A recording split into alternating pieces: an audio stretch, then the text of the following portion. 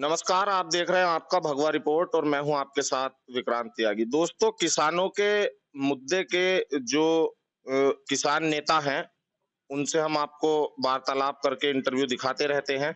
उसी क्रम में आज कैलाश लांबा जी के पास हम आए हुए हैं और इनसे जानने का प्रयास करेंगे। कल एक बहुत बड़ा प्रोग्राम भी था इनका, जो भारतीय किसान मजदूर संगठन से हैं। तो वो लोग सभी जानते हैं कि कैलाश लांबा जी की कितनी भूमिका रही है।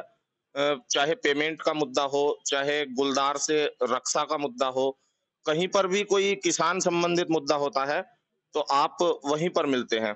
तो सर्वप्रथम तो स्वागत है कैलाश जी आपका। धन्यवाद। कैलाश जी, कल जो एक बहुत बड़ा प्रोग्राम था, थोड़ा उसके बारे में बताइए। सबसे पहले तो मैं शुभकामनाएं देना चाहूंगा सभी किसान और मजदूर भाइयों को दीपावली की।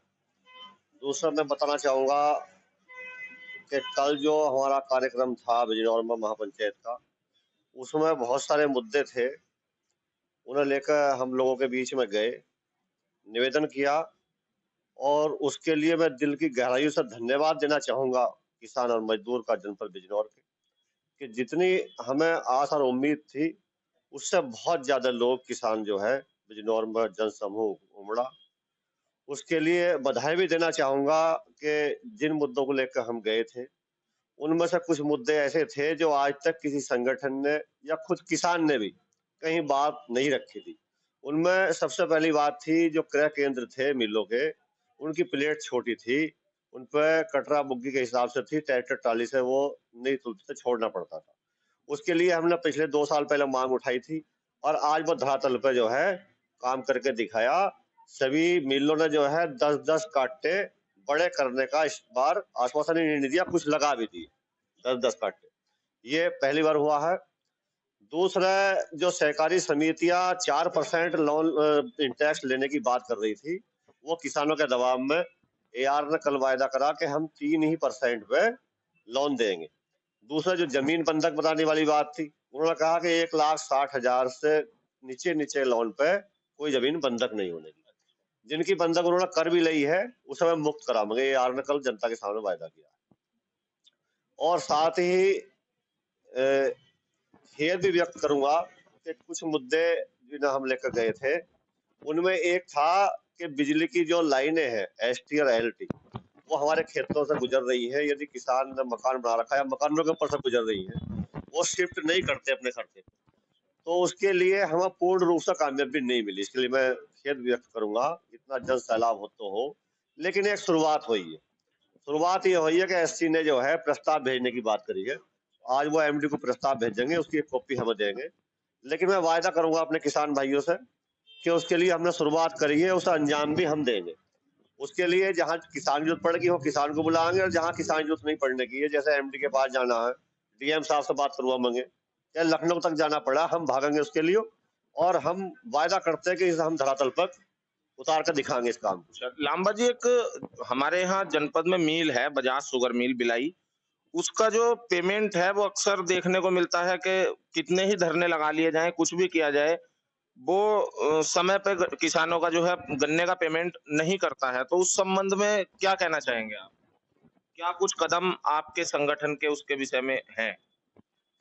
देखिए, बिलाई बजाज बिलाई नहीं, पूरा बजाज ग्रुप जो है किसानों का शोषण करने पर लगा हुआ है। और उसके लिए हमारे संगठन के जो मुखिया हैं सरदार वीएम सिंह जी, वो कई सालों से जो है लगे हुए हैं कोर्ट के माध्यम से, कानूनी लड़ाई को अभी कानूनी तक लड़ाई लड़ लड़ने के रहे लिए हैं। जाने जाते हैं। आज ब्याज का डंडा सारे मिलों के ऊपर है कोर्ट का, इसलिए बहुत सारी मिल पेमेंट दे भी रही हैं। यो अभी नहीं आ रहा खोड़ में, तो इसे ब्याज का डंडा जो है भुगतना पड़ेगा, ब्याज देना पड़ेगा, सभी को देना पड़ेगा, इसे ज्यादा देना पड़ेगा। वो सरदार जी कल कहे भी गए, वो कोर्ट के माध्यम से होगा। जहां तक सड़क की लड़ाई की बात है, उसमें जब भी जरूरत पड़ती है, पिछले साल क्रय केंद्रों की लड़ाई की बात किसी ने नहीं उठाई, हमने उठाई, लखनऊ तक भागे, यहाँ धरना भी दिया। उसमें सफलता नहीं हुई, लेकिन एक सफलता जरूर मिली कि उससे प्रभावित हुआ लोकसभा का चुनाव। जो आंदोलन हुआ था, किसानों का विरोध था, कई सारे क्रय केंद्र है, जैसे सादीपुर कला है, धनौरी है, बाटपुरा है, कई सारे सेंटरों ने 7-8 क्रय केंद्रों ने जो है गन्ना नहीं दिया बिलाई को। और वो माननीय मुख्यमंत्री जी को स्वीकार करना पड़ा कि जो शुगर मिल समय पर गन्ना भुगतान नहीं करने की, उनका गन्ना काटा जाएगा। पिछले साल भले ही ना काटा, इसलिए आपके साल के लिए आश्वासन दिया, पिछले साल ही कामयाब भी।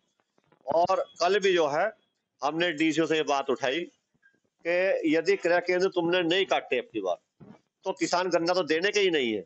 हम सड़कों पर भी जाम लगाएंगे, ट्रक रोकेंगे, इनके काटे रोकेंगे, और जो गन्ना आयुक्त है, डीसीओ, इसे कार्यालय में नहीं बैठने देने के, ये हमने जो है कल कहा वहाँ। और जो भी संभव होगा हम करेंगे। करना तो सरकार को है, हमारा काम तो केवल आवाज उठाने का। हम ठेकेदारी लेने लगे कि हम कर देंगे, करना तो सरकार को है। और एक और बड़ा ज्वलनशील मुद्दा है, कल उसको बात नहीं हो पाई, वो है आम जनता से, किसान और मजदूर का मुद्दा नहीं है।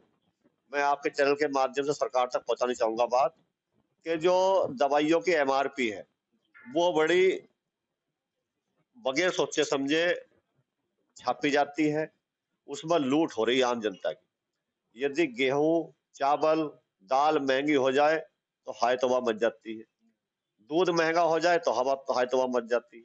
लेकिन दवाई जो 5 रुपए की टेबलेट है, आपने देखा होगा, कई उदाहरण मैं दे सकता हूँ। 5 रुपए की टेबलेट है, एमआरपी 95 रुपए पड़ा हुआ है।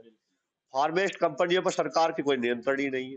तो मैं सरकार से आग्रह करूंगा, इसमें मैं सरदार वीएम सिंह जी से मिलकर जो एक प्रतिनिधिमंडल, यदि संभव हुआ, उनकी राय हुई तो मुख्यमंत्री से ही मिलेंगे, प्रधानमंत्री से मिलेंगे, इसमें उनका ध्यान इस तरह आकर्षित करेंगे। ये बड़ा ज्वलनशील मुद्दा है।